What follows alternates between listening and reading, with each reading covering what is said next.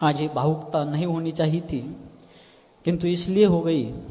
कल रात्रि में मैं छत पर गया था, शुद्धि के लिए गया था। उस समय छत पर से सर्वत्र एक नज़र डाली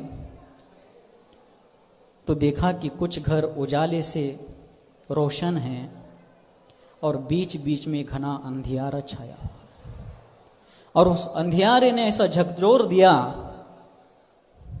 कि आज दीपावली के ऐसे पवित्र अवसर पर कितने लोग खुशियां मना रहे हैं, लेकिन हजारों लोग अपनों के जाने के गम से दुखी हैं।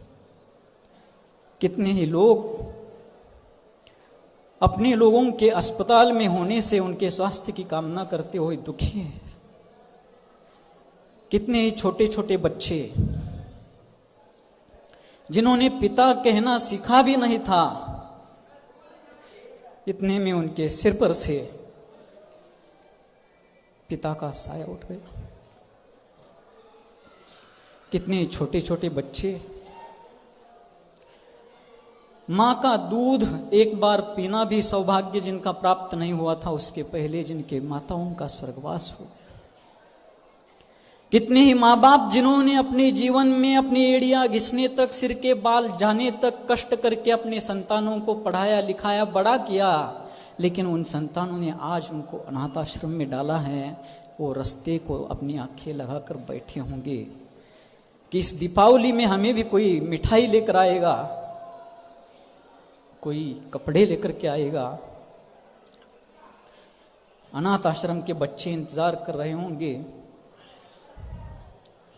कल के अंधेरे ने मन को इतना प्रभावित किया, इसके पहले भी मैं प्रभावित होता रहा, किंतु सार्वजनिक रूप से इन आँखों ने कभी बगावत नहीं की थी, जो आज इस 7 तारीख को इन आँखों ने बगावत कर दी और अपने बांधों को उन धाराओं ने तोड़ दिया।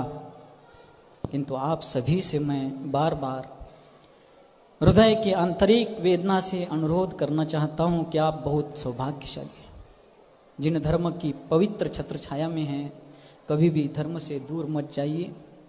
अपने बच्चों से, अपने संतानों से बार बार आग्रह कीजिए कि अपनी पढ़ाई लिखाई, करियर, जॉब, नौकरी, व्यवसाय ये होता रहेगा, लेकिन ये जिन धर्म इस भव में अगर आपसे छूट गया तो इस अनादिकालीन संसार परिभ्रमण से आपको कोई नहीं बचा पाए। इसलिए उनको संस्कार दीजिए, उनको भी संस्कारित कीजिए। अंतिम बात कह करके मैं अपनी वाणी को विराम दूंगा।